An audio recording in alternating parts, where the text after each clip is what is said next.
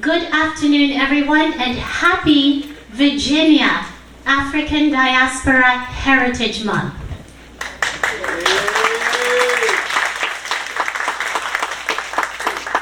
Thank you so much for being here.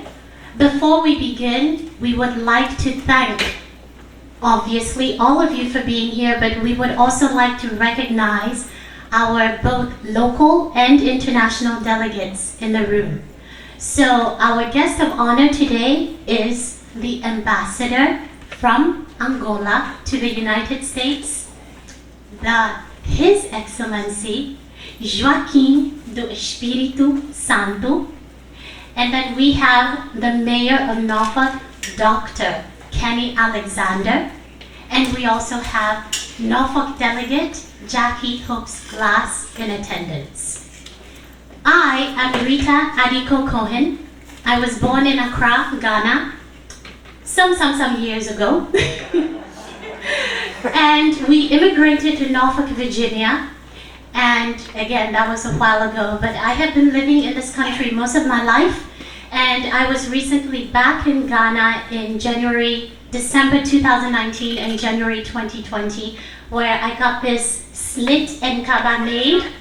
And I am very, very, very happy that along with the work of Virginia Senator Jennifer McClellan and Delegate Michelle Maldonado and such delegates as Norfolk's Jackie Hoops-Glass, as well as Virginia Beach's,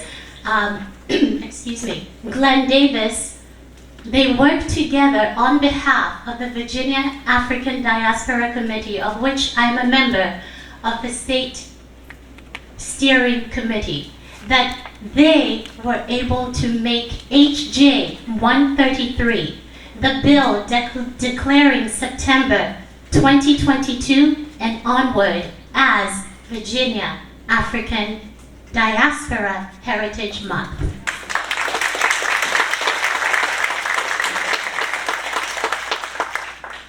I would like to acknowledge that we are standing on land that once belonged to those who were the natives of this land, the Chesapeakeans or the Chesapeake of Native American heritage. And I would also like to acknowledge that on August 25th, 1619, the first documented Africans from Angola came to our region, specifically Hampton.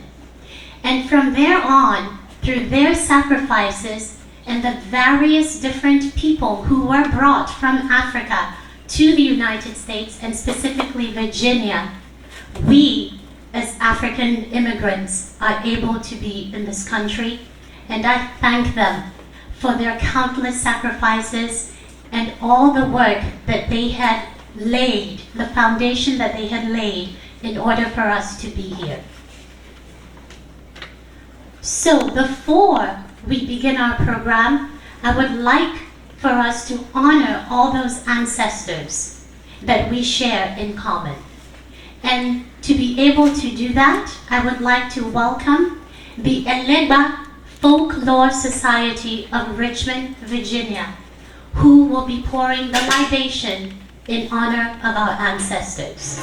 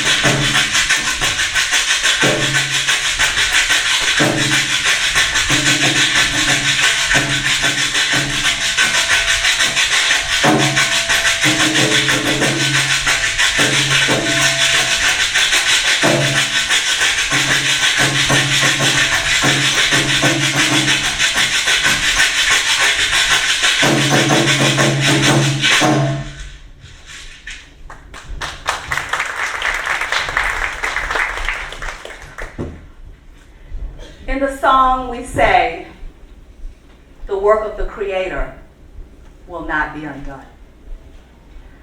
Ishe Oluwa kole baje o, Ishe Oluwa kole baje o, Ishe Oluwa kole baje o, Ishe Oluwa kole baje o, kole baje o, kole baje o, kole baje o, kole baje o, kole baje o, kole baje o, kole baje o, kole baje o, kole baje o, kole baje o,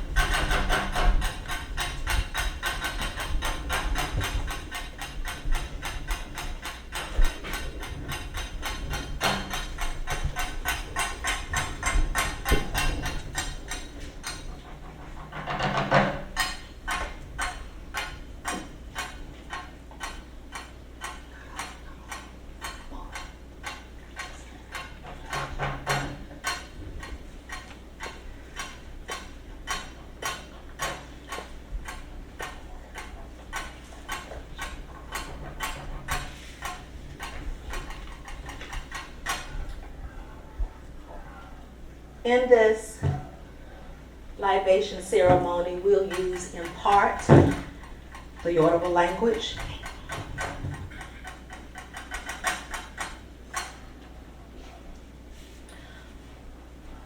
Oni tutu cool water, Ona tutu cool road, Ile tutu cool earth. Tutu la roye. With sweetness, may our way be made clear. Tutu egun. With sweetness, we call the ancestors to be present. We pay homage to our ancestors, those who are fortunate to be buried in the soils of Africa, the cradle of civilization. Our first mothers and fathers, walking in attuned God light as co-creators of civilization, caretakers of the earth, and establishers of order. We pay homage to Ose Tutu, Akhenaten, Tut, Tai, Makeda, Nefertiti, Sunjata Keita, Ya Ashantiwa, Nzinga, Shaka, and the ones who were our kings and queens. Iba Ashe Iyim Tomu. Ashe. Together we say, Ashe. I greet you and honor you, you who have disappeared. may it be so. Together we say Ashe. Ashe. We pay homage to those who were the natural caretakers of the earth's most precious minerals. Iba Ashe Inin Tonu. Ashe. Ashe. To Kwame Nkrumah, Sekou Toure, Ashe. Patrice Lumumba, Ashe. Haile Selassie, Ashe. Jomo Kenyatta, Ashe. and the anti-colonist leaders of our governments. Iba Ashe Inin Tonu. Ashe. Ashe.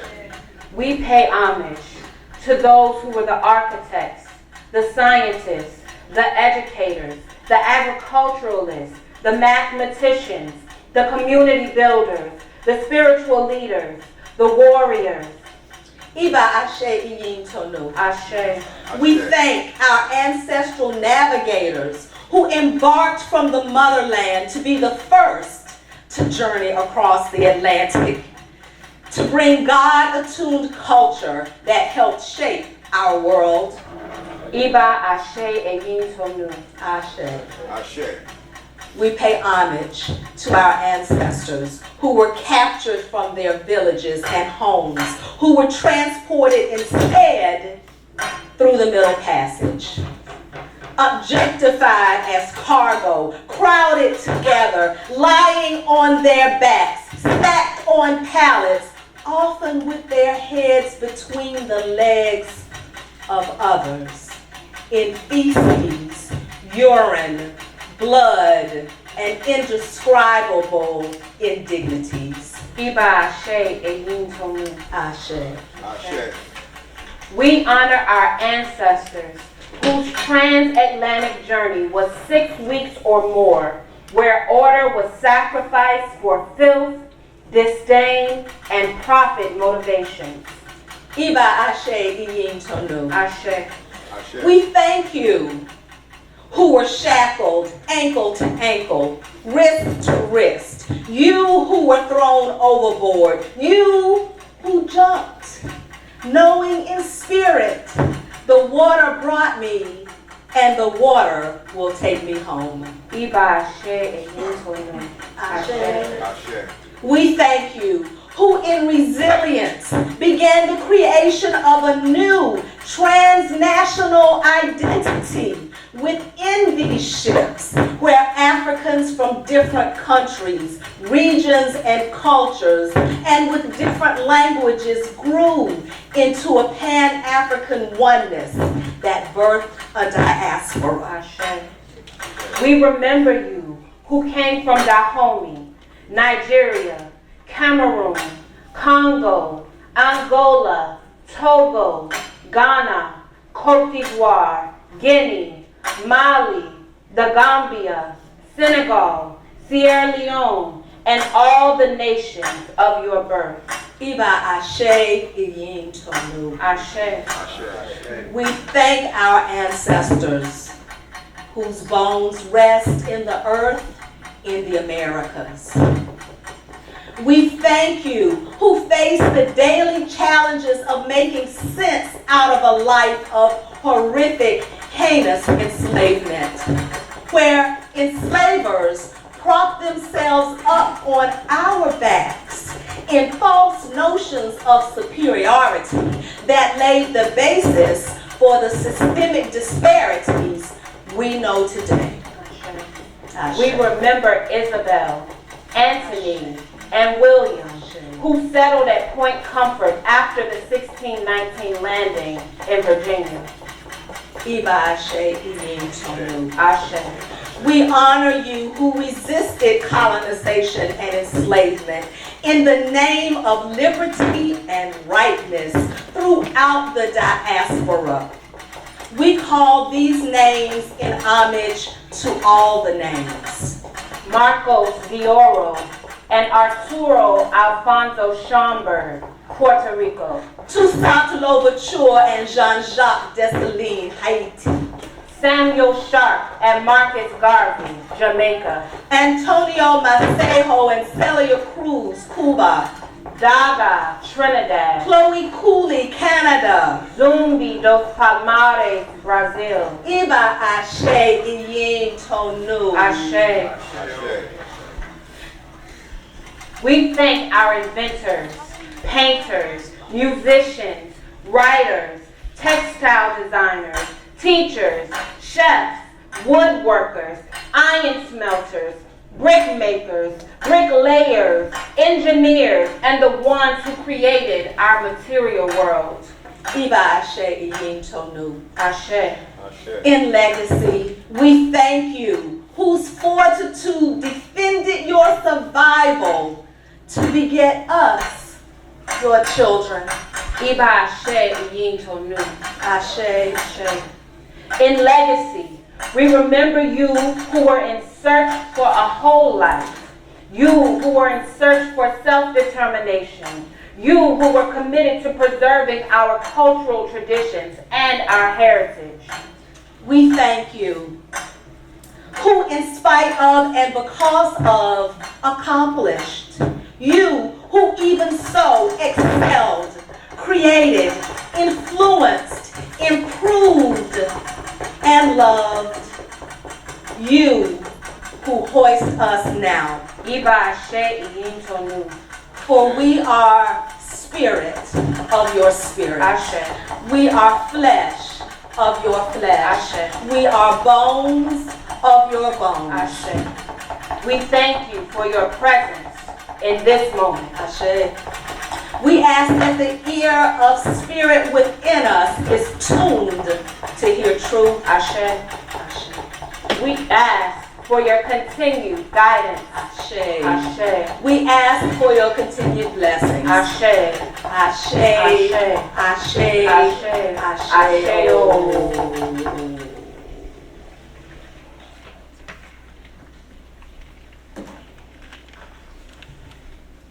May it be so.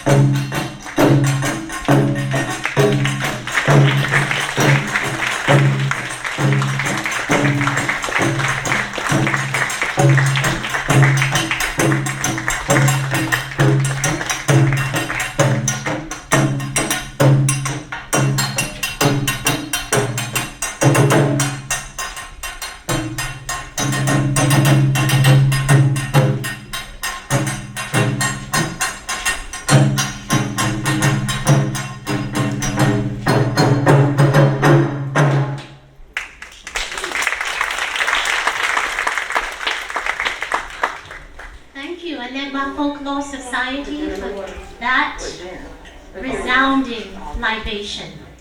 Before we continue, we would also like to recognize from Senator Mark Warner's office, Drew Lumpkin has joined us. Thank you.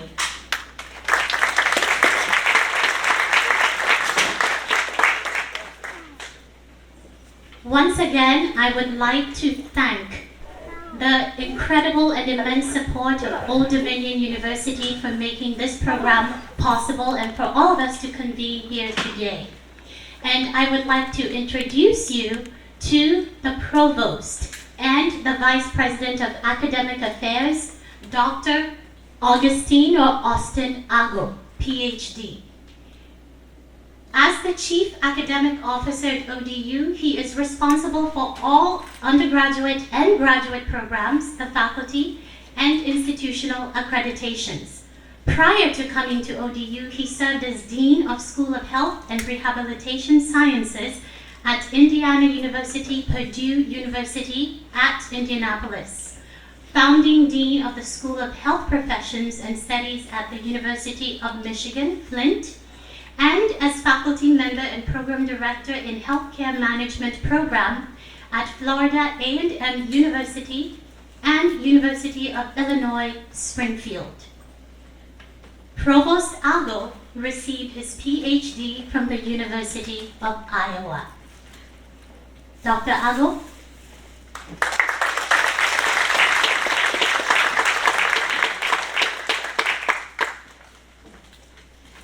Well, thank you, Ms. Cohen. I have to say that your outfit is really very beautiful. I actually had planned myself to dress up today in my African garb. I have it all iron pressed, ready to go. What I did not take into account is that over time I have grown. So needless to say that I was not able to pursue the So good afternoon, His Excellency, our distinguished guests, friends and friends of Africa, students and colleagues. The President, our President, Dr. Brian Ohem here, would have liked to be here with you this afternoon to formally welcome you, but he had to be out of town for a business engagement. But I'm delighted to stand on his behalf to welcome each and every one of you to this special event. We at ODU are honored to be the hosts of this historic event. With the passage of Bill HJ133, the month of September will forever be celebrated as African Heritage Diaspora Month in Virginia.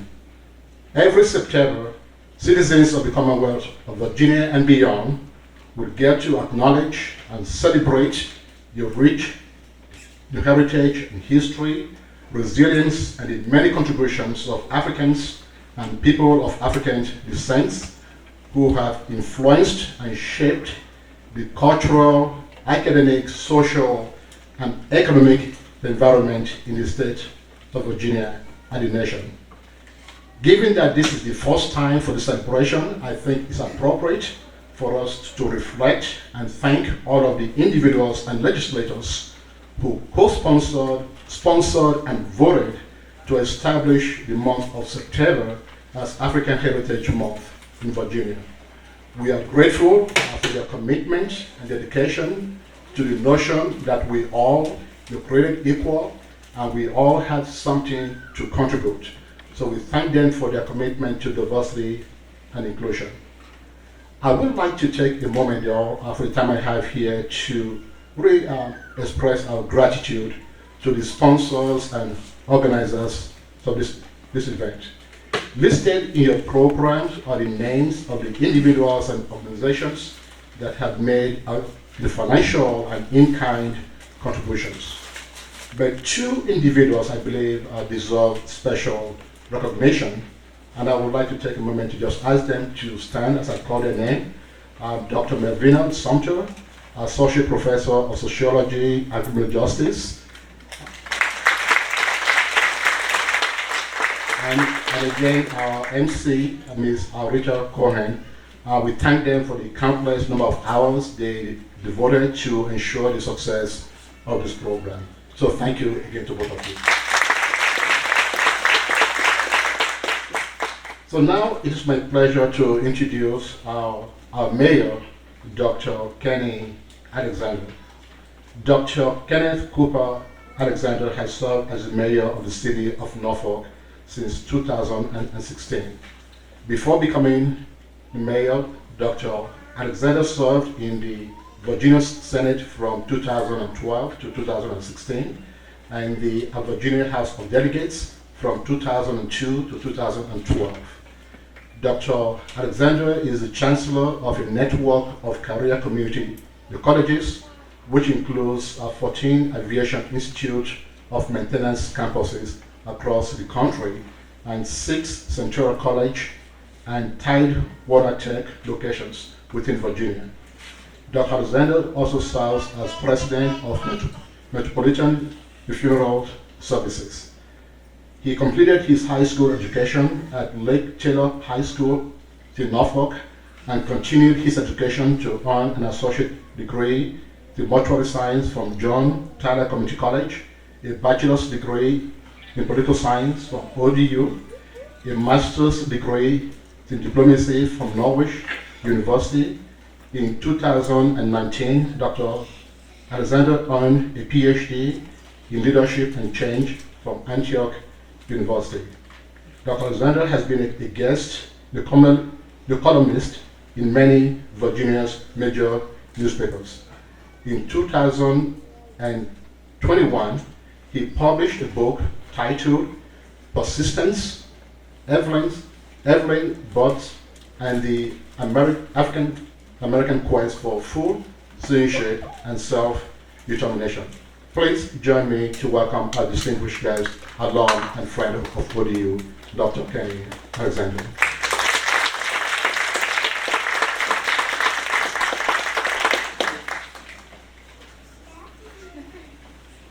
Good afternoon. Thank you very much. I just told Dr. Otto that was very long. It's good to be here. It's good to be back on campus. To His Excellency, to our distinguished panel, the ODU community, visitors and friends, it's my distinct pleasure and honor to welcome each of you to this special occasion commemorating Virginia's African Heritage Diaspora Month. This historical milestone signifies how far we have come as a state and nation. As Dr. Ago stated, it also provides an opportunity to honor the rich heritage and significance contribution of Africans and people of African descent who have helped shape our great nation, our great state, and our region. This destination of African Heritage Diaspora Month serves as a starting point from which we as one people, one Virginia, and one America can now narrate a new history of collectively working together to create a stronger, brighter, and more prosperous future for us all. To our panelists, thank you for your participation today. And also, I want to add my thanks to the organizers and sponsors for making this event possible. Now, it's my distinct pleasure to welcome our keynote speaker, Angola's Ambassador to the U.S., His Excellency Joaquim Espírito Santo. From 2011 to 2018, he served as Director for Africa, the Middle East, and regional organizations in Angola's Ministry of External Relations. As a career diplomat, he served as Minister and Counselor for both the Angolan Ambassador to France and the Angolan Ambassador to Mexico. Throughout his career, he has represented Angola as part of several high-level international delegations, including the African Union and the United Nations. He is an accomplished lecturer and has presented around the world on issues related to African development, peace, and security. He holds a degree in economics from Agostinho Neto University, Luanda, Angola, and a master's degree in political science from the School of Advanced Political Studies in Paris, France. Please welcome His Excellency, Espírito Santo.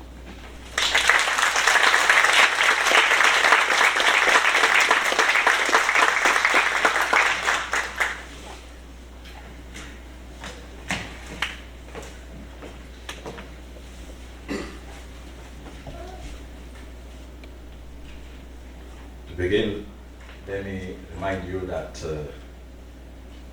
I'm not an English speaking like you, so forgive me if I speak with mistake.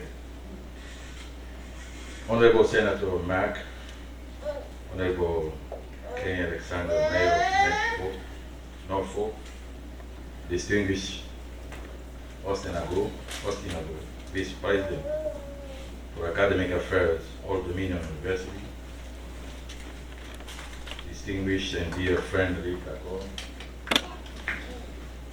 founder, Executive Director of TACA, distinguished panelists and guests, ladies and gentlemen, all protocol observers.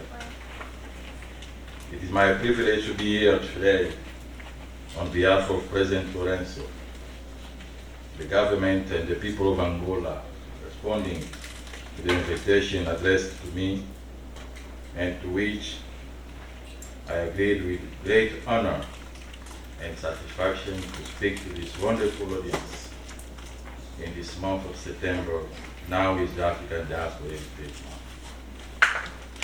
Allow me to express my gratitude to all of you who have devoted time to participate in this commemorative event. I also want to extend my thanks to all those who directly or indirectly collaborated with professionalism in the preparation and technical support to make this event possible. Angola, my country, has a unique relationship with Hampton Roads region, where the first 20 Africans of Angolan origin who landed on Hampton's shore in August 1619 were taken from Portuguese slave ships to be traded as commodities, marking the beginning of the transatlantic slave trade in English America more than 400 years ago. We prized their achievements as they represented example of courage, sacrifice, strength, and resilience in the face of the worst adversities ever experienced by humankind. I believe that this historical and cultural legacy will encourage a deeper understanding of the significance of our collective history in all of its dimensions. Ladies and gentlemen, we are here today to talk about the African diaspora and its contribution to the world, and an extraordinarily important topic for all of us. It is understood that the migrant population is not necessarily a diaspora, but can become a diasporic community as it develops a sense of community, even if it disappeared years after the migration has taken place.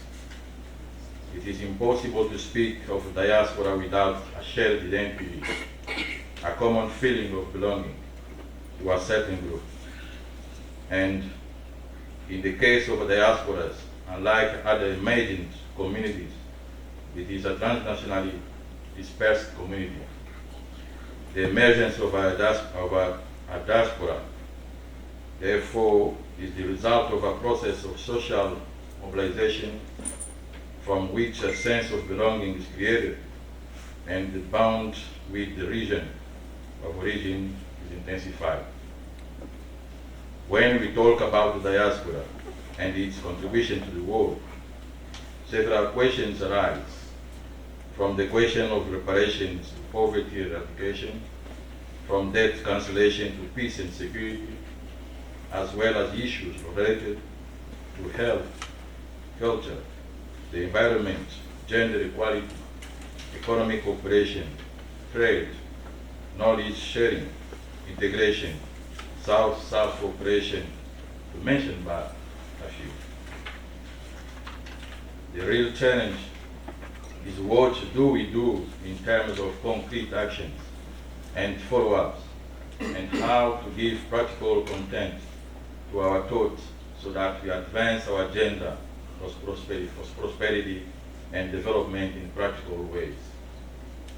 When the African leadership came to the conclusion that the OAU, Organization of African Unity, was no longer adequate to deal with today's challenges, in 2002, the African Union was launched. After its launch, the continental body decided to recognize the diaspora as the sixth region of the African Union. Since then, number of conferences of Africa in the diaspora intellectual have taken place in various parts of the world. These gatherings were an effort to consolidate what was started by Africans in the diaspora in 19, placing the milestones of the journey we are collectively undertaking in our hands understanding that our future is united. I had the opportunity to participate in the African Union Regional Conference on Diaspora in Europe, held in September 2007 in Paris, France, whose opening speech was given by the then Minister of Foreign Affairs of South Africa, Dr. Nkosazana Dlamini-Zuma. On that occasion, many questions were asked, such as why the African Diaspora Summit? Is that only to connect mother continent and all the Africans outside its borders? Is that to define what binds us together? Is that to share our laments and jubilations? Is that to chart our path towards a shared destiny? Is that to define who we are, what values we share, amass our collective strength and wisdom? These questions are important not only in themselves, but because answering them will give us a chance to define who we are, what binds us, what our tribulations are, what our aspirations are, and what we would want this generation to bequeath to future generations. Ladies and gentlemen, all human beings are born free and equal in dignity and rights, and have the potential to contribute constructively to the development and well-being of societies. Any doctrine of racial superiority is scientifically false, morally reprehensible, socially unjust, dangerous, and must be rejected. Being able to define ourselves is very important, because for a long time we have allowed other people to define us and determine our place in this global village. The theme of this commemorative event is inspiring, as it appeals to the African diaspora to present concrete and tangible proposals as their contribution to the world.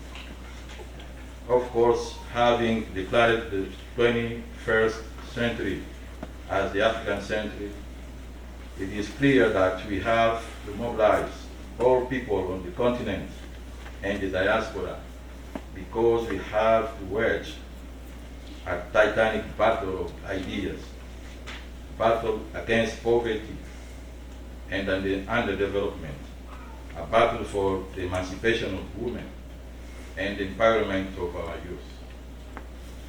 It has to be a battle for ending the marginalization of a lot of Africans in the diaspora. It has to be a titanic battle to reclaim our cultural heritage. Ladies and gentlemen, a further challenge for us is the closure of the digital divide. Africa and the diaspora has to come together to share their scientific advances, from biotechnology, nanotechnology, to space technology for peaceful use. Mobilization of the great battle against HIV and AIDS and other infectious diseases. The battle for the development of Africa and the diaspora has to be seen to be as inclusive as possible. Diaspora communities are also crucial in the economic field, given that as they often live in developed countries, they can provide financial support for the reconstruction of their homelands. The financial investment of the African diaspora can also help in the reconstruction of the countries of origin, reviving business and leveraging the economy of the African continent in general. it is also possible that organizations formed by the diaspora become actively involved in economic and social activities and projects which favor poorer populations, removing the possibilities of conflict arising. Thus, to answer against the question posed at the beginning, this event is necessary to revive and strengthen the spirit of Pan-Africanism and to strengthen and profile the African diaspora wherever they are, to act in unison in order to deal with the challenges of globalization, to challenge the imbalance of power, to ensure the rebirth of the continent. We have to focus on an action plan that will both accelerate socio-economic development and increase our access to markets, both regionally and internationally. The African rebirth will be moral, peaceful, and will lead to a better world. To conclude, I would like to invite everyone to visit Angola, a country open to the world, especially to our African Americans, brothers and sisters, to rediscover our history, ancestry, and sense of belonging. I believe that with your contribution together, we can unravel existing myths and stereotypes and change and reconstruct the narrative about the black man and the African continent. I thank you.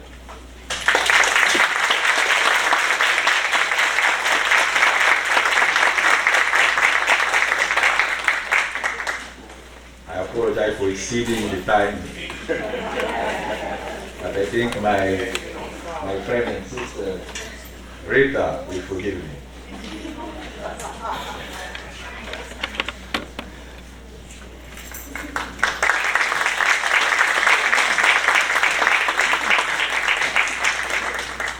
Thank you so much. Muito obrigada, Ambassador Espírito Santo.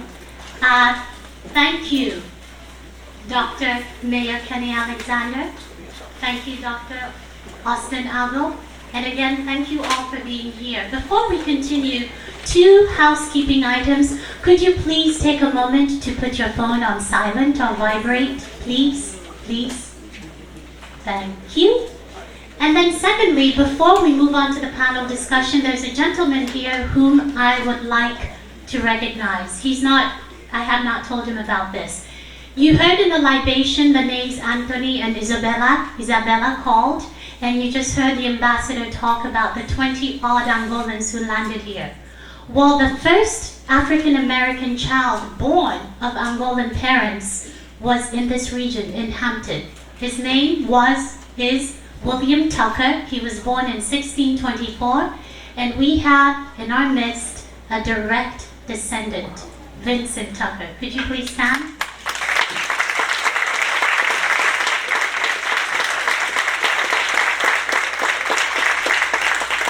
Thank you so much for being here, Mr. Tucker. All right, everyone.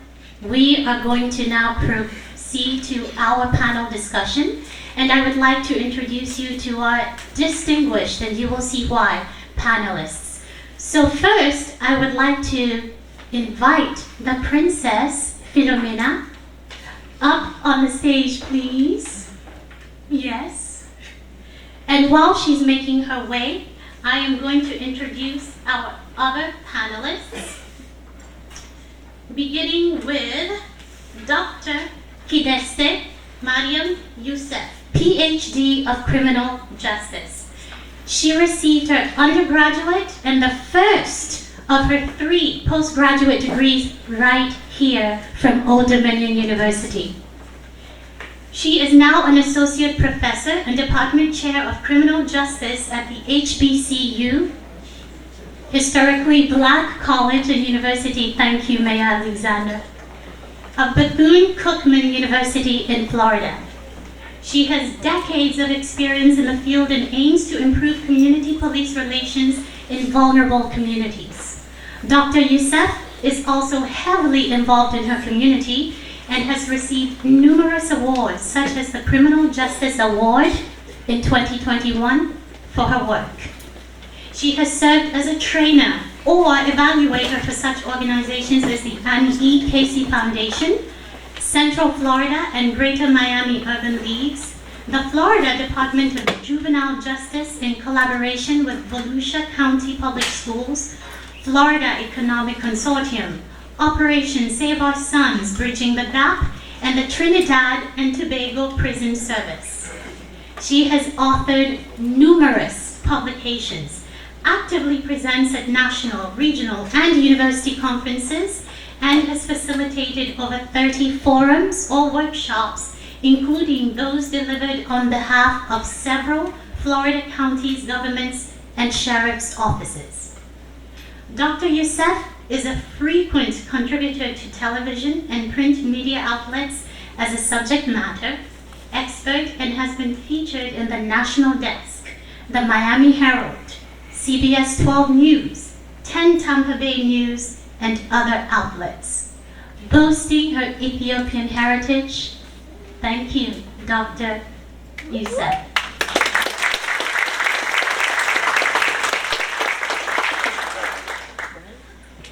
And next to her, we have retired Ambassador Bismarck Myrick.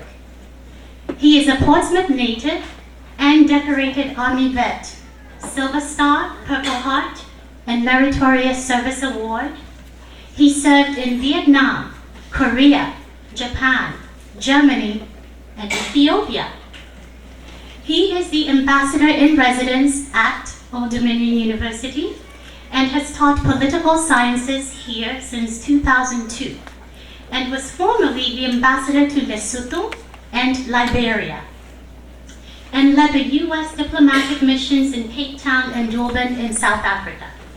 His other responsibilities included chairing an interagency working group on strategic nuclear policy, and he received the U.S. State Department Superior Honor Award.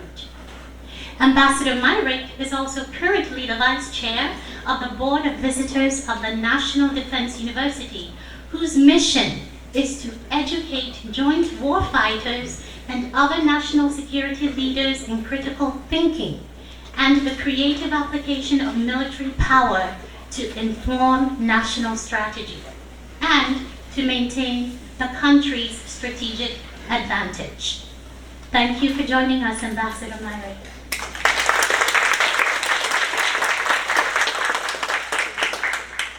And next to him is Marvin Childs, PhD in African American History from the University of Georgia, who has been an assistant professor of history at ODU since 2020. His published research discusses racism, urban history, and social inequality and education. His published research discusses racism, urban history, and social inequality and education. Wow, that's repeated. Okay, so he has also lent his expertise on the topic of Black history in the news and on PBS. Thank you for joining us, Dr. Kyle. And last but certainly not least, we have one of my favorite people in the world. Nigerian-born and Howard University graduate, Princess, she is a princess, Philomena Desmond Ogugwa. She is a successful international development professional, aiding in increasing U.S.-Africa trade and investment.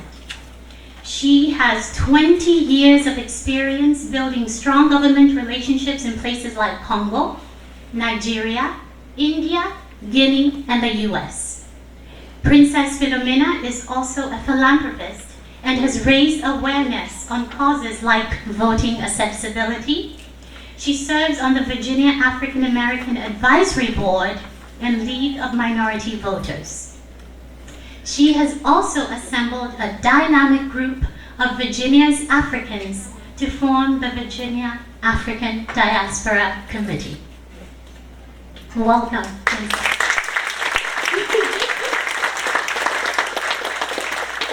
And now to introduce you to our moderator, Bill Machayo. He has extensive experience as a public policy and public engagement advisor with stakeholders and elected officials at the local, state, and federal government levels. He has worked on a wide range of domestic and foreign policy issues, particularly relating to the economy, climate, and Africa. He has successfully passed legislation, formed coalitions, and accomplished organizational goals throughout his career at the highest levels of the United States government. He is currently the Director of Federal Government and Public Affairs for Micron Technology, and he is a graduate of Wake Forest University with degrees in Economics and International Affairs, and a Master's in Public Administration with honors distinction at George Mason University. Inspired by his background as a first-generation Ugandan Kenyan American, he has worked to serve his community through a nonprofit he co-founded, Global Inheritance. He is also a member of the Virginia African Diaspora Committee. Ladies and gentlemen, let's welcome our moderator, Bill Machayo.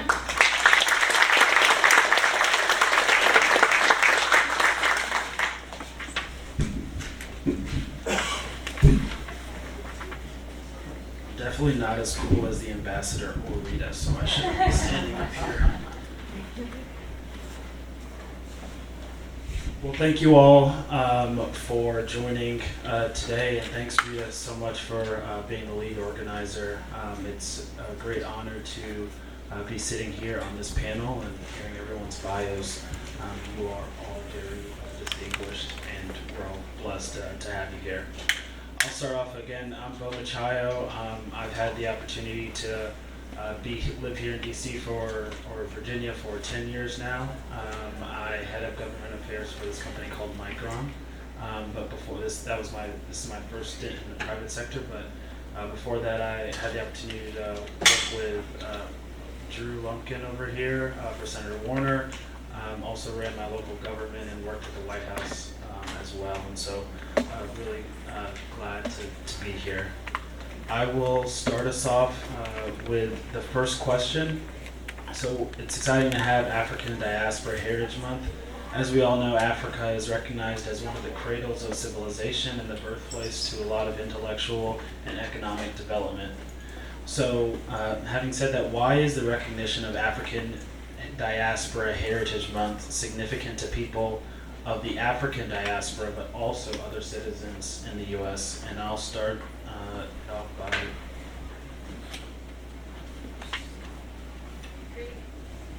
Testing? Can y'all hear me? Okay. Peace and blessings, everyone. Greetings. Thank you, Ms. Cohen. Thank you, Dr. Sumner, for being here and for organizing this. I love this question because embedded in the question is the unequivocal recognition of Africa as the birthplace of civilization and its contributions to economic and intellectual development. Whether we're talking about ancient Kemet or the West African kingdoms of Mali, Ghana, Songhai, whether we're talking about Nubia or Kush, Aksum, where my family is from, that Africa has given the world math, science, technology.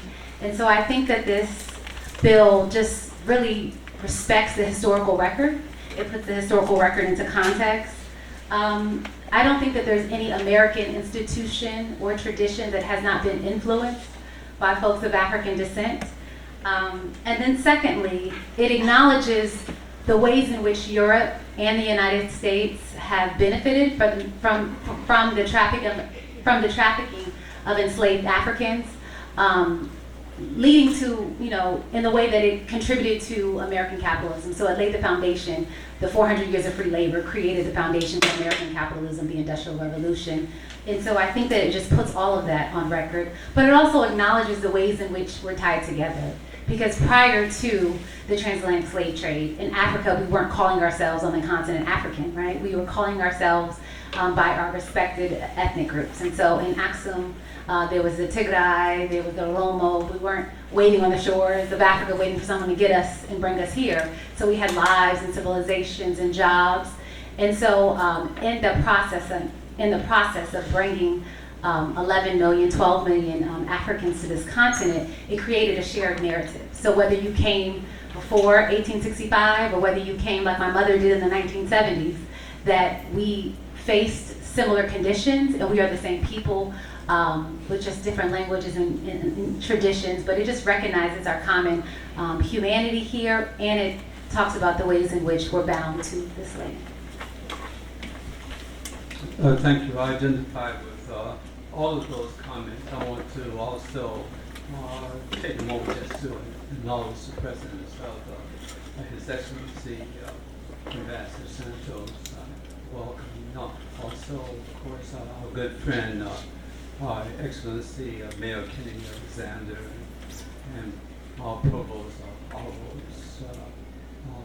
August. And I also want to acknowledge our President, Madame Marie Myrick, who is the Director of the Women's Museum in Dakar, Senegal.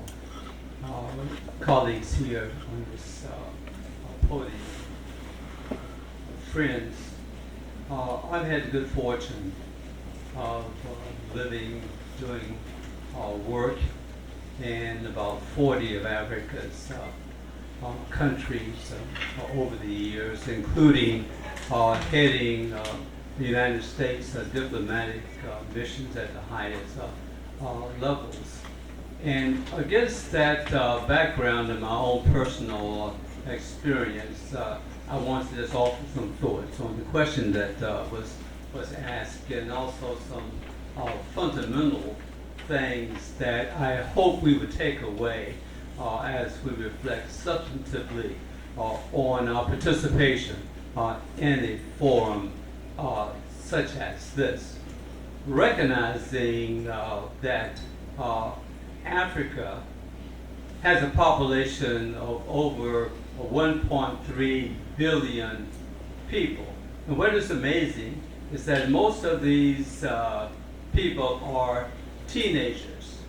But this population growth centered primarily, as is the case of African Americans, in urban communities, providing the opportunities for linkages between those in the diaspora and African countries. And as a lecturer, let me just throw in a couple of considerations for our information when we speak about Africa. Let us get in the habit, please, of identifying what we're talking about. Come on. You know, if we want to talk about the UK, we talk about the UK. Italy, we talk about Italy. We don't say Europe. Yep. Come on. Africa has 54 countries registered in the African Union. So let us, those of us in the diaspora, think about the continent in that context. And let me just hasten to add just a couple of points since I have the microphone for a moment. And you'll have the microphone that, for a good bit. Yeah, that we can take away. You know, I mean, the reason why we are here talking about those in the diaspora. But what can we do beyond superficially recognizing some cultural connections?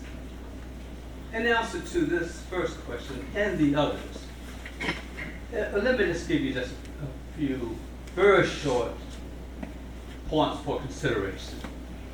And they include my urging that you stay connected with the African continent, not in just superficial ways, but you take the time to learn about Africa beyond the stereotypical images, and that includes, where you can, visiting the African continent. Involve yourself, as Ambassador Santos suggested to us, in economic and development programs. You can do that. Also, you can contribute to conscious raising in the U.S., in Europe, and in other parts of the world regarding the talent on the African continent, and suggest ways where there are significant linkages beyond, again, superficial cultural recognitions. We can lend leadership skills, connecting with the young people who populate the African continent. And I suggest, which may be a controversial thing, that those of us in the diaspora who come to other so-called developed parts of the world, where you are exposed to educational skills in other fields, in engineering, in science, and in medicine, for example. That you find ways to help transfer those skills back to the African continent. And, there's a movement underway among young people that say, look, you come to places like this great institution in the diaspora, you don't return to countries of your origin. That's a decision that all of us have to make individually. But we know there's a need for advancement in medical skills. There's a need for those who have skills in urban building. Because I said, most young people on the African continent, in all of the countries that I can think of, move to the cities, where there's very little modern urban planning. And you can assist with that. You don't go back to live there, you can contribute your voice and get connections with friends and family members who remain on Ambassador, I wouldn't the be continent. Ambassador. I wouldn't be a stop good. you. I wouldn't be a good moderator if I didn't. I understand. Yeah, we got a couple more questions. Thank you. So I'll be quick, I promise. So why is the African diaspora, why is it important to know, especially given that Africa is the cradle of civilization? I would say it's because, for one, Virginia is the cradle for American civilization, right? And if we accept the fact that history is in and of itself a people's identity, we have to understand that the African diaspora shaped the cradle of civilization in America, which would be Virginia during its earliest phases. And so that's really important. And also, America's collective identity has been, since its origin, an immigrant nation, right? A place where people come from all over the world, regardless of the circumstances, and they try to make a better life here. That's kind of been something that has generally brought Americans together. And the African diaspora was really important to that. 1619, obviously, with slaves coming here, even before, when the Spanish and the Portuguese were bringing slaves to Latin America, the Caribbean as a whole. people of African descent were coming over here, yes, as slaves, some were coming as free people, but they defined the immigrant experience, right? Of coming here, working hard, creating communities. This was something that happened all throughout the New World. And what we later attribute to the Italians, to the Greeks, to the Irish, that started with the African diaspora. People coming under terrible circumstances to try to make a better life. And that's why slave codes were put into place in the 1660s, was to try to squash that immigrant dream that many Africans came here and kept and had, even though they came under terrible circumstances. So if you want to understand the American identity, that of we're an immigrant nation, you got to understand that the African diaspora not only created it, but shaped it over time. So I'll leave it alone. So that's great. Thank you, everybody. Thank you both for moderating. Before I start, as a member of the Virginia African Diaspora Committee, I will first of all thank the Virginia Senate and the House of Delegates that did a strong bipartisan vote to pass the Bill HJ133 for this to happen. And to thank Governor Joaquim for codifying it and signing it to a law. If it didn't happen, we wouldn't be here sitting talking about African Diaspora Heritage Month.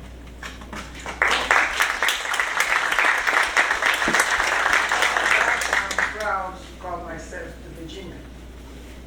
And going by your question of the bottom line to this, African, yeah, that's what it means. Africa is known as the Cradle of Civilization. Everything you see today all over the world started in Africa. Whether some of us came on our own, some came in chains by force. All the way, most people don't know that the great poet, Russian poet Pushkin, is African. When I went to China, I've taught all the provinces in China, there's areas that are African descent. Everywhere you don't see a person of color, wrong. You know that place is not good. The first university in the world, in Timbuktu, Mali. Where is it? In the ECOWAS region, in Africa. This recognition of the Heritage Month is a thing of pride, not only to the African diaspora, although I call ourselves the New Age African diaspora that push for it. Because people will say, okay, there is Black History Month. Yes, it's Black History Month in the United States. But this takes into account every diaspora of African heritage, including the Caribbean. Because everywhere you go, there is that small, like they say in Angola, making chocolate, right? That even up to the palace in Buckingham, there is some,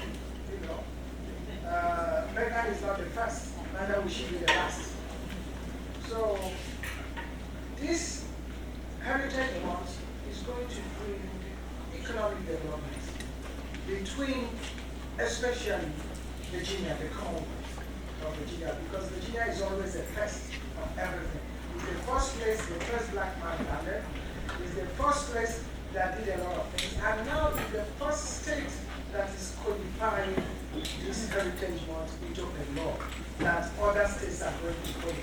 And with the help, sir, you are here to tell our darling senator for them to take it up so that it will be a national holiday in September, not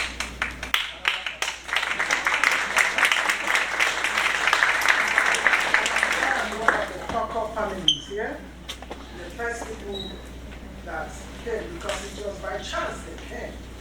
That ship was going from Angola to Brazil. And what do you call those people that? The readers this and say 20 odd men, which is more than 100. From then the rest is history. When it comes to development, there is no development in the United States that an African that came early was not part of it. And the Africans that are here now are bringing economic development through intellectual capacity, trade, finance, business. They just want to be on the table. They are tired of being under the table. Thank you.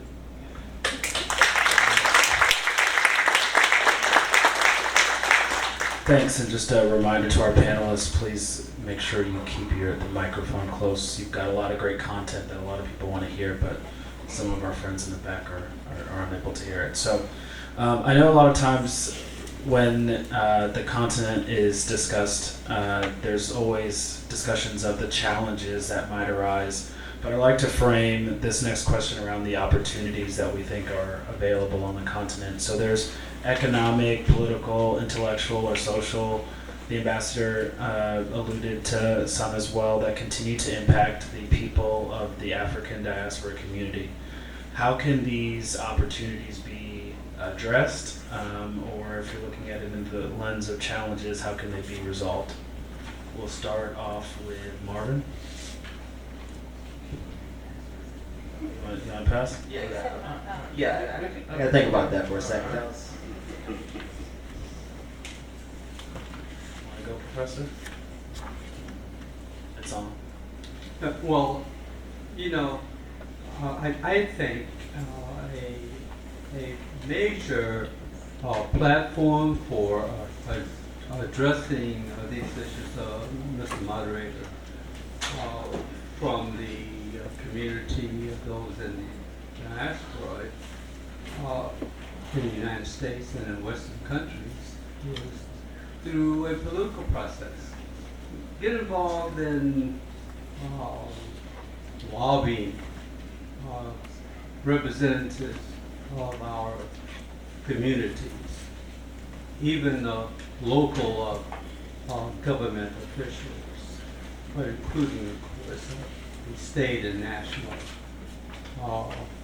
officials. And there's a practical reason for that. And it involves funding.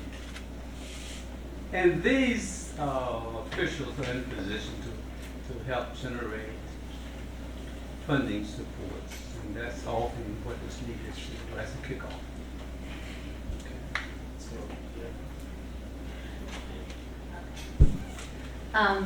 So I think I'll start with the first part of your question about the opportunities.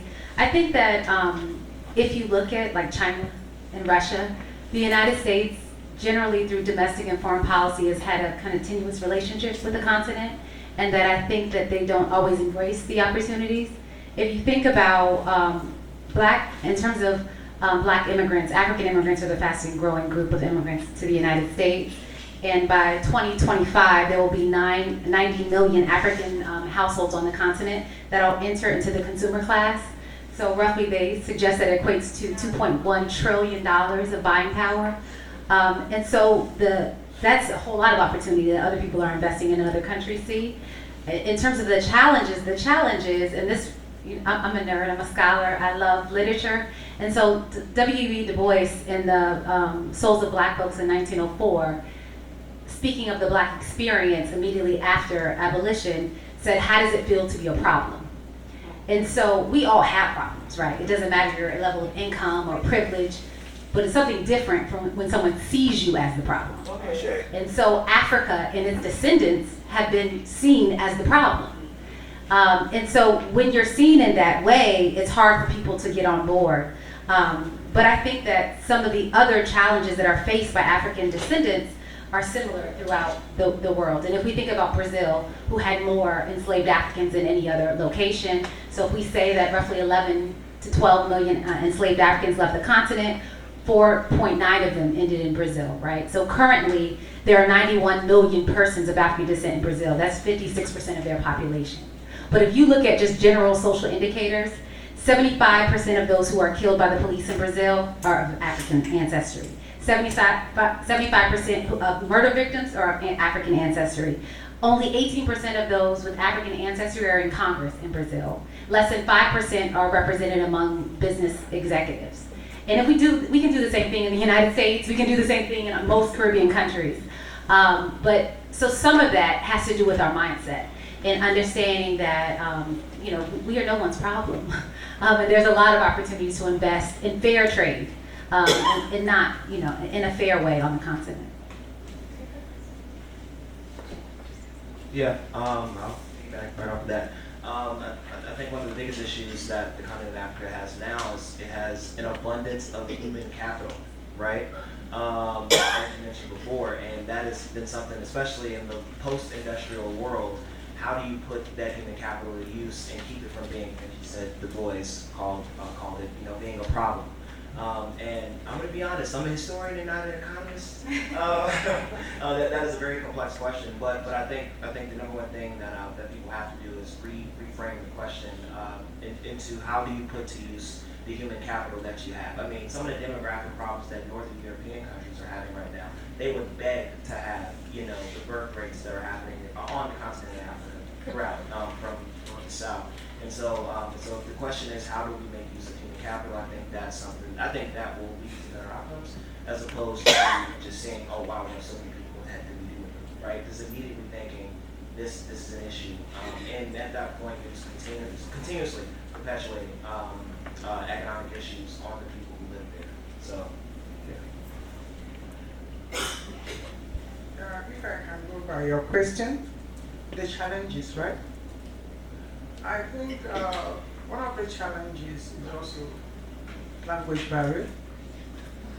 At times they pretend not to understand people of African descent. What I mean, not those who came earlier that were born here. They pretended, some people pretend they don't understand it, but they can understand Indians and Chinese speaking. But when an African is speaking with good British diction, they pretend they don't. That's one of the challenges. Sure. The challenges are the parents, not the first generation, like who, that can go there and be competitive in the job market. Because right now, migrant, all of us know the biggest makers of chips, right, in the world, is up there. Because he can speak spring, like everybody else. Yeah. When those that are born in the continent, they pretend one day I have to ask one man, but you can understand the Chinese or an Indian. How come you don't understand an African? Is it a mindset? I think another way to do that is also to be accommodative. And also the manpower we have collectively as diasporas is awesome. I'm not talking about the first and second generation of African diaspora that are the best, because Africans go to anywhere in the United States, the best surgeon, the best this, the best that, the best this, the best that, are all African diasporas. Go and check. Even in the medical field, if there are no African diaspora, there will be no first responders. That the people taking care of all our elderly in the nursing homes now. If they're not there, I don't know what we'll do with our parents, because our cultures are different. In Africa, our parents take care of us. When they get old, they live with us. But here is the other way around. I think the main thing, bro, is that language barrier, or I would say it's a language barrier, diction. They say they don't understand us. And also access to capital to most of our African diaspora business people. The opportunities, if we are given the same opportunity, the sky will be our limit. Thank you.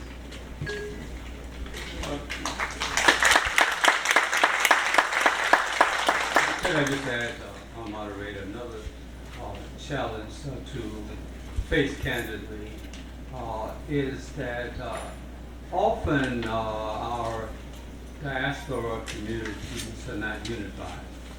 That is, people are at odds with each other, so we need to find ways to get beyond those disconnects. And we don't have to reinvent things.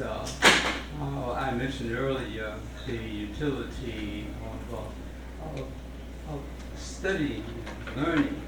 We can even read popular literature. I suggest things like Chimamanda Adichie's writing on Americana, tracing the various challenges that African immigrants, families have. So try to understand that and then use that to build unity amongst these communities. And with that, you can make meaningful impacts when you kind of change the political. Thank you so much for that, and I think that's a great segue into the next question. I think one of the things that's incredible about what the Virginia African Diaspora Committee has been able to do in the Commonwealth and is representative of a lot of the 54 countries on the continent having members of the diaspora in this room is able to, the ability to have the African Diaspora community unite under one mission to say we want to ensure that there's an African Diaspora Heritage Month in Virginia. It happened first through an executive order from Governor Northam, then it became legislation, and that just sets the foundation for what's possible in terms of issue areas that we as a continent, as diaspora, are looking to resolve. And so, how do you think that the recognition of this month in September as African Diaspora Heritage Month will rewrite the history of people from the African descent? And also, who wants to start on this one? I'm sorry. How do I think we'll rewrite it? I'll go back to my first answer. Is that it will rewrite it? It will rewrite the history of this country and the narrative around diaspora if we focus on the immigrant aspect. A fellow historian of mine, or a friend of mine who's a colleague, he's a historian, and we're co-writing a book right now, and he would probably shoot me if he were in this room because you don't want to let ideas out, right? But we've been thinking about the Black experience more in a global sense, from an immigrant perspective, and just thinking about, okay, well, what are the stages of development for a group of people going from one place to another? And we found that if we're comparing groups of people from different walks of life, the African diaspora was like, it was a blueprint, right? It was very much the blueprint for groups of people leaving their homeland. Again, under terrible circumstances, but when they were given the opportunity to thrive, they did, right? And so, yeah, I would go back to the immigrant perspective. If you want to talk about rewriting what the African diaspora means, what American history means, I mean, you have to, I would say, focus on the experience aspect, because that at least provides some light at the end of the tunnel, and you're able to see your way, you're able to see problems as mere hurdles and not just as something that's going to prevent you from achieving whatever it is you want to achieve. So I hope that answers the question.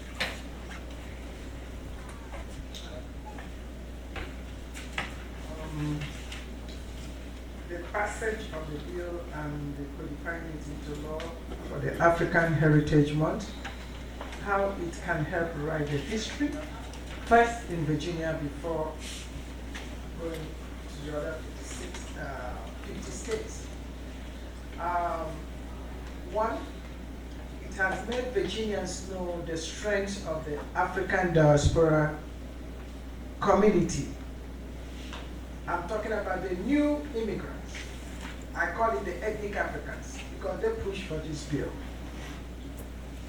That's one, that will have a strong voting bloc, especially in Virginia. We have the buying power, we have the know-how, and we know what time it is in America. So it creates awareness that these people exist. When you come to talk about African diaspora, I will call the continental African diaspora, the Caribbean African diaspora, and there's African diaspora that came when the Tocqueville came. It's for us to unite and form a strong bloc, because people listen to you when they know you can vote. They'll say, how many people? You say, because one vote matters. And the thing that affects all of us are decided not by us, but a few people. Although it's called democracy, but it's a few people that decides it.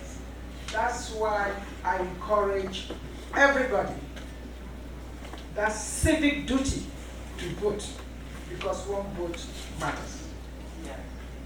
How it will affect us will be how we vote. And Virginia African Diaspora has set the pace that every state now is organizing themselves so that they speak with one voice. And I encourage all of us to speak with one voice as African diaspora.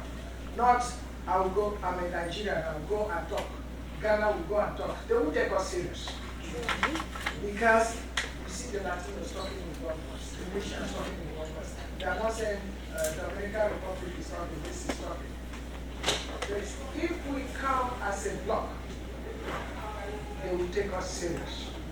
And I think coming as a bloc is how it's going to rewrite the equation in the United States. Thank you.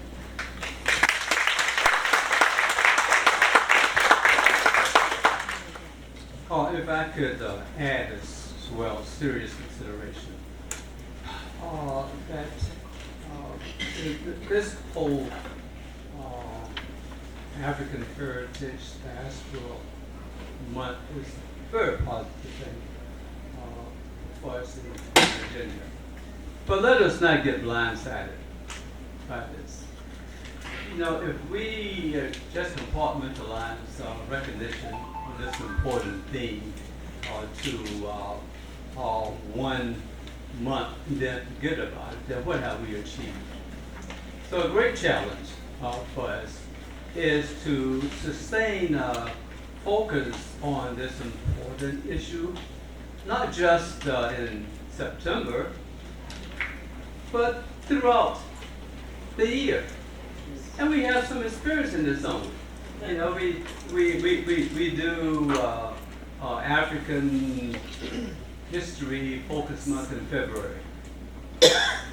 By June, we've forgotten about it. So let us, as you know, as meeting the challenge of this, find ways to sustain the level of consciousness that we are generating from this inaugural platform today.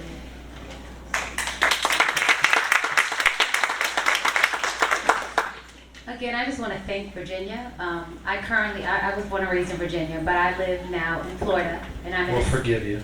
I'm in a state where our governor has passed the Stop Woke Act, and so he's very intentional about keeping certain things out of history that make people uncomfortable. So to be on this panel in the midst of all that's going on in Florida that openly recognizes the contributions of African descended folks to Virginia, but also to the United States. While there's evidence of some African presence before Columbus in pre-colonial Africa, and a couple of enslaved Africans that were on voyages in St. Augustine, Florida in the 1500s, that 1619 represents the first significant group of enslaved Africans in this new territory. And so I think that this bill honors that history in Virginia, but also, like the princess said, it speaks to our collective power. So if we look at census data, there's 42 million people of African descent in the United States. 4.6 of them are Black immigrants. African immigrants make up the biggest percentage of those Black immigrants at, I think, 2.3 million. So collectively, we're a lot stronger, right? They say if you ball up a fist, right? Collectively, we're a lot stronger than how we are individually. And it's not easy because there's tribal differences. There's people fight over streets, and we're arguing and beefing over things we don't own. So to say that collectively as a whole continent of 54 countries we have to come together, that's not an easy feat. But it is something that we have to do, and we need to do to exercise our collective power. Thank you. Next question is going to be, so you all talked about, reframing and rewriting the narrative of the African diaspora and those of African descent. What do you think are the tangible ways that we can actually preserve and sustain the rich heritage and the diverse cultural history of the African diaspora community. Princess Philomena, do you want to take this one? Like Mr. Ambassador said, that for this to make sense, to have it every day of the year, talking about African diaspora, I think people will get tired of hearing it all the time. But there's a way of doing it. It starts with the family. It is good for us, those that are here, to teach our children our dialect. That's how also teach us their language. That's how, because I think like Iranians I know very well, all of them speak Persian, they teach them at home. They can learn English in school. For the culture, for us to teach, it starts from the house. And also exchanges, cultural exchanges. Like ODU can have a university in any of the regions, SADC, COMESA, ECOWAS. That is a sister university where you do cultural exchanges. They used to do it. I'm not talking about Peace Corps. I'm talking about the real deal. Also, in the United States here, in Virginia here, there is starting Virginia, the Igbo village. I don't know if any of you have been there. A typical African village. You can go there. And also in Georgia, there's a place called Igbo Landing. Don't say I'm talking Igbo because I'm my tribe. I'm sorry. It's there to see. Igbo Landing is a place in Georgia where, as history says, a prince was enslaved. When they reached there, Igbos are known to be resistant. They said most of the, during slavery, anywhere you see fighting during time resisting, there are Igbo descent. All the people in the ship got out that they would be enslaved and they walked in the sea to walk back. It's a historical place in this. Even the Gula area, which they have in the stretches. People can go there to learn culture. There should be cultural exchanges. And during this, I'm glad that Rita have also done some African cultural things for people to see, about Africa. There are more to come. I think they're going to have the dances. I think it's in cultural exchanges and intermarriage. Yes, that's how you do it. Then about vision. That's how we can sustain this. Thank you. I mean, if we're talking long-term sustainability, there really is no more. You want to go real quick? Oh yeah, sure. Yes, in order to sustain the awakening of the acknowledgement of the African diaspora, yes, it starts at home, and I 100% agree with that. And it needs to be reinforced in the home, in every single household, not just the Black household. But I would also say in school, and I've been beating this drum for a long time. I was more disappointed than I was excited to learn as much Black history, I'm talking African and African American history, at the college level. I learned absolutely nothing in high school, and there are a few people out here who know me very well. They know the high school I went to here in Virginia. I will not say the name of it, but African and African American history wasn't what they were teaching. Okay, and also when I got to graduate school, I learned that things like the lost cause methodology, right? The belief that the Civil War wasn't about slavery, it was about preserving the Southern agrarian culture. That was institutionalized in schools. For generations, Southerners, not just Virginians, but Southerners were taught white supremacy as history, right? Like that is a historical fact. And so yeah, I think if you want to preserve this, what is going on now currently, you have to put it in curriculum. It has to be there.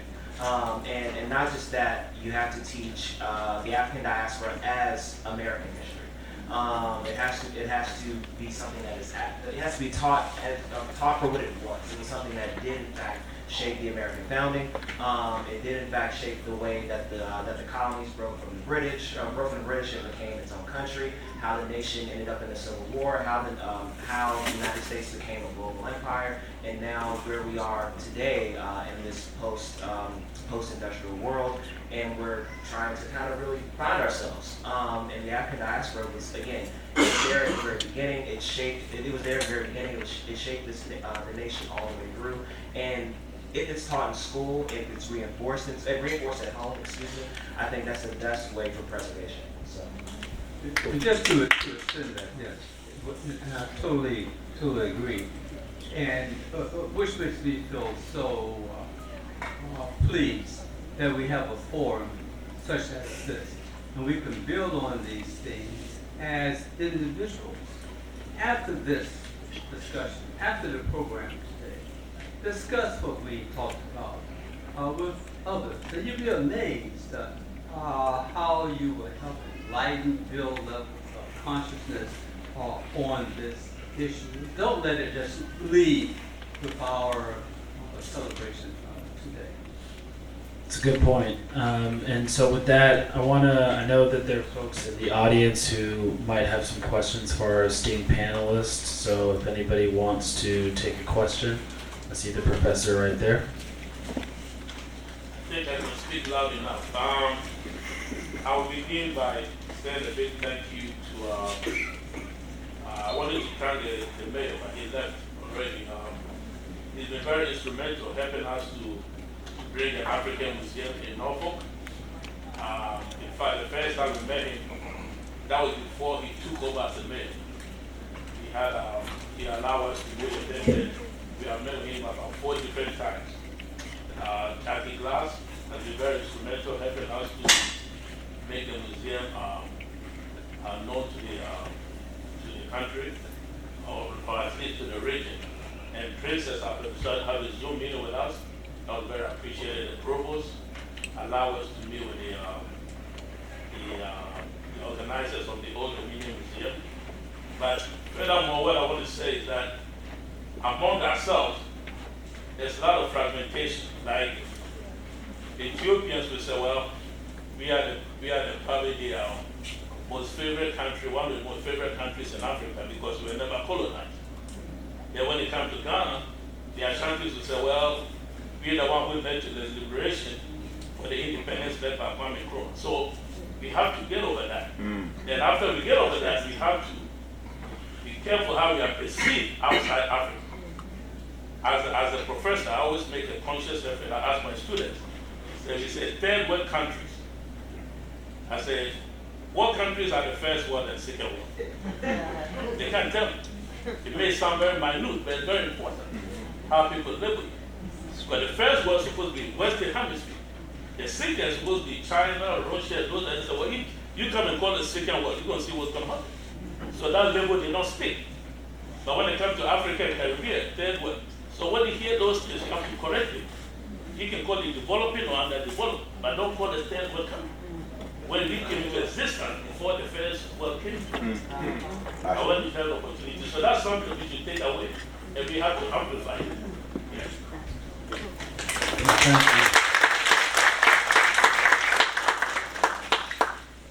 Hello, my name is Edie. So my question is, taking out capitalism, taking out the economy, what is the real goal? Like, what is the ultimate goal? Because I heard Dr. Buses say we're not looking at ourselves as a problem, but a solution. So what is the real goal that you think that everybody is looking for? And we're saying, if we come as a united front, bring this to them. What is the ultimate goal that we're trying to bring to them?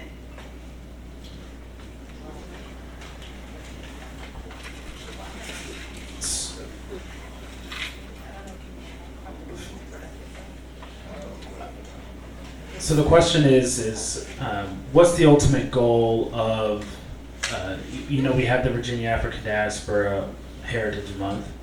What is the ultimate goal of the committee? What would you suggest to be the call to action to elected officials, to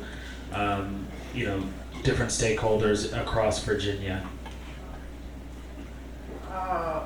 Thank you very much, ma'am. Our ultimate goal is to have African diaspora in the 50 states so that we can come and talk with one voice. Not somebody organizing us, but we organizing ourselves. Like Dr. Adushe said, the fragmentation. Liberia, like you said, they were never colonized. Ethiopia was never colonized. This, that, we are better than this. Like you said, the Ashanti. The Ashanti person doesn't even say, because of Kwame Nkrumah. The men believe that the best thing that happened to man after God, you know. So, yes, he knows if he's an Ashanti, he knows, you know. So, and likewise in Nigeria, the 3 tribes that cause problem in Nigeria, they think they are the biggest: the Hausa, the Igbo, and the Yoruba. And Igbo, where I belong to, we are diaspora people. There's a saying in Nigeria, anywhere you go in the world, you don't see anybody saying bia, which is come. Because we like to trade, we can even make this bottle, tell you if it's green, tell you if it's red, and buy it. You know? So, we are commerce people. So anywhere in the world you don't hear beer, you run. Because there's no money there. I'm proud of my tribe, I like it. So, you know, we should unite like this. And your question is for us to get organized. So why we are not organized? Because some people don't like to use the word we, they like to use the word I. And when you use I, it's never successful. You come together. Like the Virginia African Diaspora, we came together and talked from different countries and said we need this. Then we invited people also to join us. We talk as we never say I. When you start saying I, it will never be successful. We are promoting it so that it will be in the 50 states of the United States, including the District of Columbia, where we will speak with one voice, where at least we'll be called to the table to decide on policies that affect the continent. Not young people that have never crossed New York, sitting in their offices on K Street and Connecticut Avenue, deciding on the fate of 1.something billion people. I would, although I have lived in this country, did my undergraduate, my 2 graduate degrees all over here, but I won't say I know America more than the Americans, although I'm a citizen. Nobody we know Kenya or Uganda more than Bo. Or somebody will go and know Benin or Angola more than Hamilton or Eric. Or Aisha knowing Guinea or Rita and Ghana. No. We want to be part of the decision making. Like the summit coming up in December with the leaders. We want to be on the table also when they are telling the leaders. The leaders will come there and lie to them and they do another thing. So there's somebody will call them out. And those of us collectively here, African Diaspora, that we sit down, enough is enough. It has to be this way. We want to be part of the policy making. We are tired of reading policies or hearing about policy of our dear continent, sitting in our living room, watching it on CNN, when they are talking heads discussing what they don't know. We want to be part of the system. Thank you.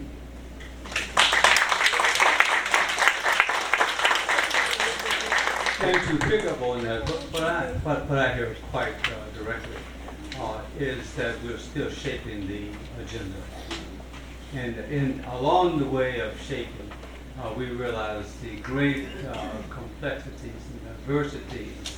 We're talking about a continent with over 1,000 different languages and multiple thousands of ethnic groups. So as we shape, then we have to find a way to compartmentalize.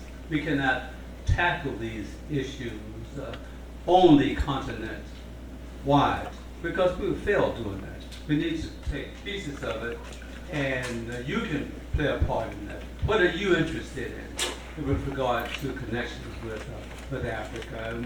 And we can start there as we shape where we're going with this. This is just the beginning, and there are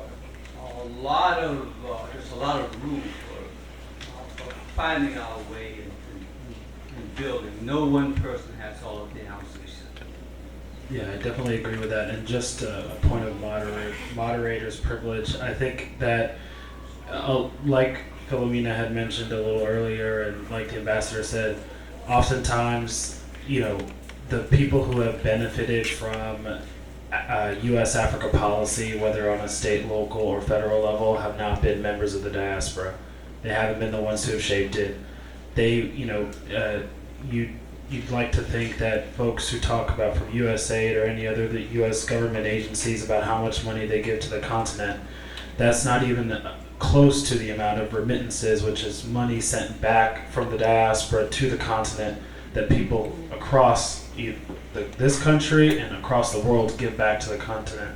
And so really when it comes to what is actual fruitful U.S. Africa policy, do we take, from the city level and say how do we do more sister cities with different cities in the U.S. and cities on the continent? If it's on a state level, how are we really looking at trade on a state level, because it takes a little longer to do things from a federal government standpoint? But then also, how are we getting folks in the diaspora in positions of power also, rather than folks who have studied this or gone abroad for a couple of days or whatever that might be? And so that really is making sure that you have folks who are at those decision-making positions, and then also making sure that they're looking at how the diaspora is also benefiting from those decisions as well. And so I think that's the ultimate goal. And again, like everyone said, I think it's something that this room collectively will be a part of for years to come. And I know I saw 2 more questions before I have to wrap up, and I'll never be able to moderate this panel again. So here you go. Good afternoon. My name is Doreen Thomas, and thank you. Number one, thank you for all of the information that you shared with us this afternoon.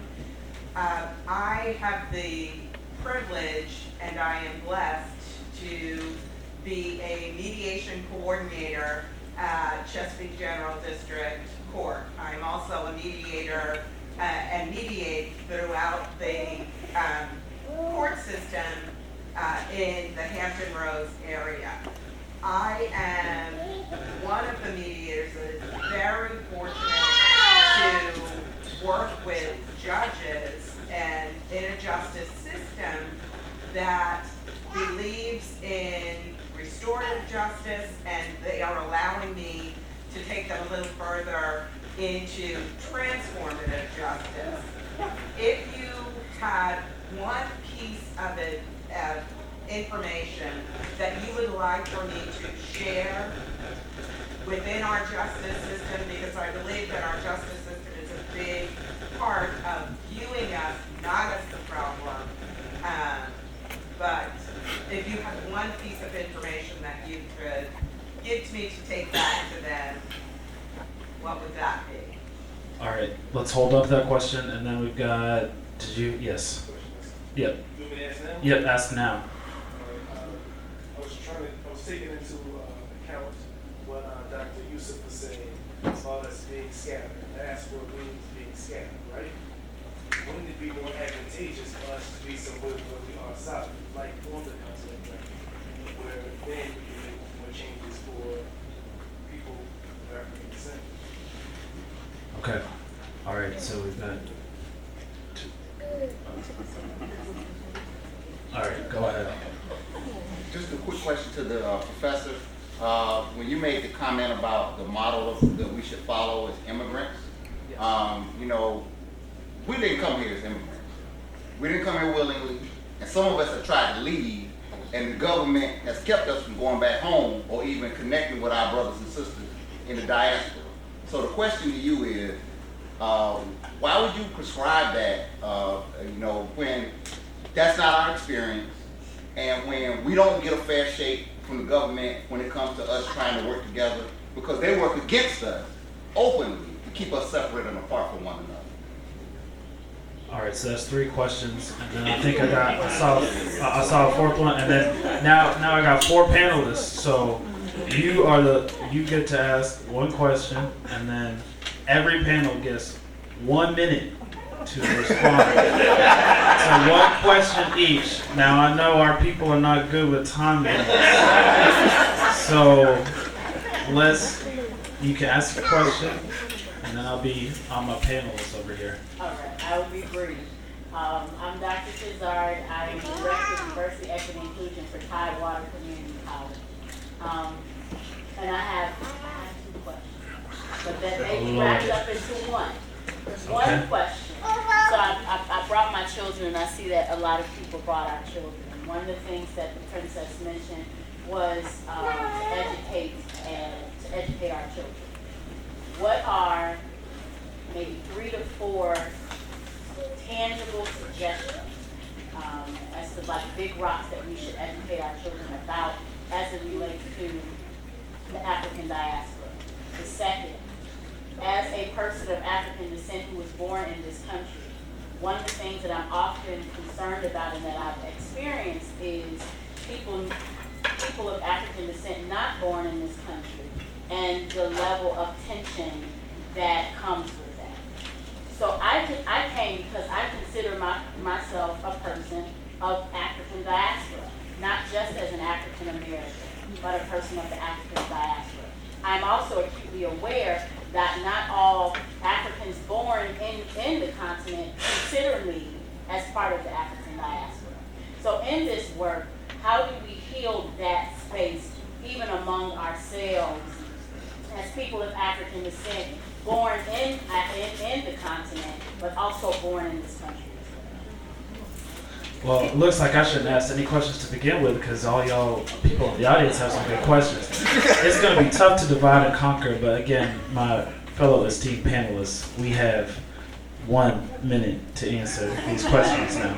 Otherwise, I don't even want to look over there and find out how long we're going overboard, so here you go. Dr. Charles, I'm going to leave your question for you, but I just want to say very quickly that I think that's the elephant in the room, right? We've been doing these forums for a minute, and the elephant in the room is sometimes in these spaces we do kumbaya, but in reality, we don't see each other in the same way. My father is African American. He traces his family back 8 generations to Bimwanam, enslaved on a Georgia plantation. My mother is Ethiopian. If you have an African parent, you know that it does not matter. You are African every day of your life.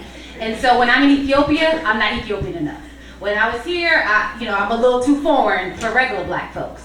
And so I do think part of the discussion is embracing our diversity and understanding that black folks can't appropriate African culture. We are African culture. So whether we came in chains in 1619 or we came last week, that we have to understand the diversity of the continent itself. The continent is diverse, thus we are diverse. So it doesn't matter when you came, and I think that kind of speaks to what the professor was saying, that it's our pride and our ego. For our children, I think that we have to teach them different aspects of African spirituality, whether it's acknowledging African presence in Islam, Christianity, Judaism, or African spirituality in Kemet in the mystery system, that we have to teach them what our ancestors valued, which is spirituality, music, celebrating our culture. I want to say very quickly to Brother Ishmael that he speaks of classical black nationalism, right? We've been having this debate since we've been here. They don't want us here, where can we go? Like, who wants us, who can take us? And is there a place geographically that we can go that speaks to how we can, and that speaks to your question in the back, how we can get to self-determination? Because that's ultimately what Princess said too, like how can we get to a place where we can define for ourselves what are the best actions? That's a very hard question. And I think that in the same way that Marcus Garvey with the movement was, everybody wasn't gonna go. If you wanna go, you have to go, but there's no way we can make all diasporic descendants go back to Africa.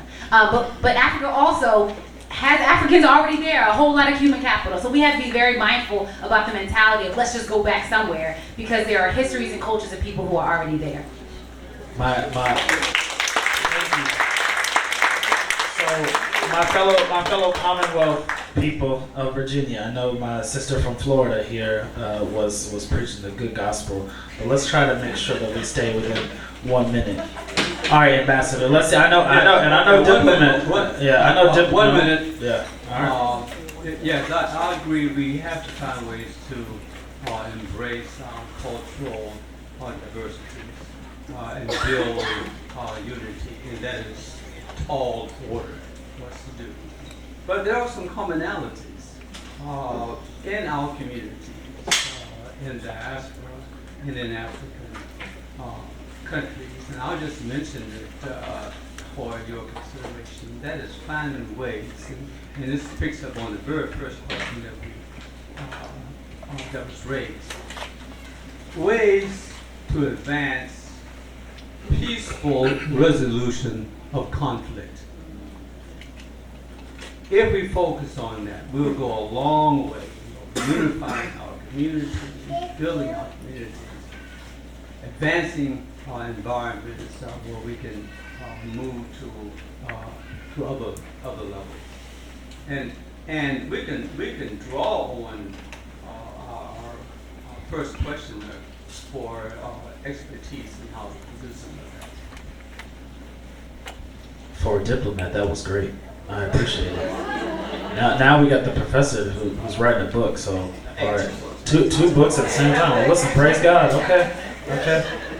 All right. So, to answer your question, yes. Why look at the Black experience like an immigrant experience? Because Black people of African descent did not have a typical immigrant experience, right? Like they came under slavery. Other immigrants came not really because they wanted to. They came because economic prospects back where they were from were not great.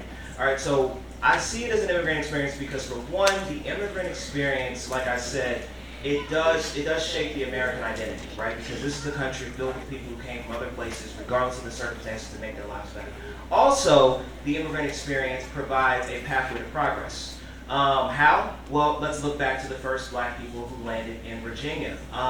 When they came here, they came as slaves. Some of them were able to gain their freedom. Out on the Eastern Shore, there was a really, really great Black community. It was written about in the book Mine on Ground, Oxford University Press book. T.H. Green and Stephen Ennis wrote it, and I believe it was reprinted in 2002, widely accessible. Okay, so this book talked about Black people who came here as slaves, who acquired their freedom, who purchased land, who built homes on that land, adopted other Black children, formed communities, formed their own churches, sued whites in court, won against whites in court, and they were also prosperous tobacco farmers themselves. So they were able to, and this is why I say it's a typical immigrant story, because how have immigrants traditionally in this country been able to pursue progress? They've been able to do it by sticking together communally while integrating economically into the system writ large. And that's what Black Africans did in the 1600s when they first came here in Virginia. That's why the slave codes were put into place to beat them down, because they were so good at the American system. And when that happened, Black Americans, of course, over time, kind of rekindled that during Jim Crow, but after the Civil Rights era, we've kind of gone away from it. And I think to myself, like I said, me and another prominent historian, we're like, the Black Africans, when they first came here in the 1600s, they really created the blueprint for the immigrant experience. And it was so well that other immigrant groups, Italians, Irish, Greeks, Poles, name it, they came here, they mimicked it, and they were able to be super successful. Now, they didn't have the supreme racism against them that we had. However, we now living in the post-civil rights era. I believe we need to channel that same energy that Black Africans had in the 1600s. People may disagree with me. However, I do think that's a very powerful story because, again, they could have just resolved themselves, in the 1600s I'm talking about, Blacks could have resolved themselves to just simply being slaves, trying to be free, and trying to coexist as unequals. And they, in fact, did not do that. They did the exact opposite of that. And that's why it took an entire legal system to beat them down and force them back into a permanent status of slavery. And again, that's a powerful lesson I believe needs to be taught, because that not only shaped Virginia, American history, it shaped the African diaspora as a whole. So I hope that answers the question. Thank you. I will attempt to answer Dr. Hampton. African diaspora and and African Americans. We come from different, let's say, culture. So, like when I came here, there were a lot of culture shock. And there are certain things also I see here, they say is racism is this. As Africans, some of them here can bear me witness. When you think about deeply, I don't see anything in it, which is part of that. Because like, we never describe people, it's when I came here, black American, white American, we say he's an American, he's British. I didn't know that people can be described because of their skin color. That was the first culture shock. There are certain things, like each one of them can bear witness, but family is very strong in African families. And African diaspora here does the same. Like our children, even if you are 25 living with your mother or father in this country, there are things you can't do. Your mother will scream at you, your father will scream at you. Preach. I'm sure a regular American family, they can't do that. Even if you leave. You still can't. You still Yes, can't. even, let me tell you, when I was in graduate school, I went home. I couldn't go out after 9 p.m. because my mother would scream. That upbringing, we use it for our children here. That's why there's a difference. And when you call it diaspora, when we are talking about African diaspora, to be honest with you, I'm talking about us. Huh? I won't lie to you. Just like, I don't know if you know about Dr. Erica Bennett. She's the one who lobbied for what Ambassador said, the 6th region. She's the ambassador in UN for African diaspora. So when the Americans are in Africa, the African diaspora, she lobbied for it. You know, but now we are trying, you know, the world is a green global. So we are trying now to, all of us are African diaspora. But when we form this African diaspora, we mean those of us who just came. But you are one of us. I will be glad for you to be with us. And for you, you said, like if you want to go to any African country, you can meet both. If you want to go to Uganda, you make it possible. If you want to go to Republic of Benin, Ivory Coast, you meet Eric. If you want to go to Angola, luckily the ambassador is here and Hamilton is here. And behind is a powerful woman from Guinea Conakry. And Rita, Ghana has made it open because Ghana wants, you know, made it open. Anybody can come. And if you want to come to my darling Nigeria. Oh Lord. So, but the question we haven't answered is what for the justice system, right? Yeah. I will say for the justice system, we are all in the same boat. Because I will tell you lies. There are some places you won't catch me dead. I won't go because I'm afraid. Huh? It's for all of us here to vote the right people that will make the right laws that will affect all of us, irrespective of the color of our skin or where we come from. So far as you are American, so far as you live here, the law, what is good for A can be good for B. It's for us to exercise that right to vote and vote rightly. Thank you. Amen.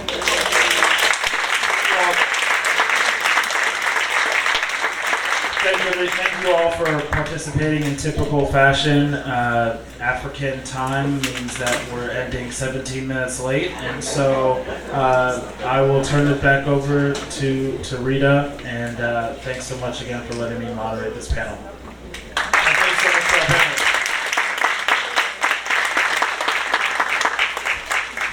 Oh, the two doctors, Ambassador, Princess, thank you so much. I believe Dr. Agol also would like to say a few words. And as soon as he says it or he has finished, we will be taking away the tables and then our cultural performances will begin, so please do not go away. You do not want to miss this.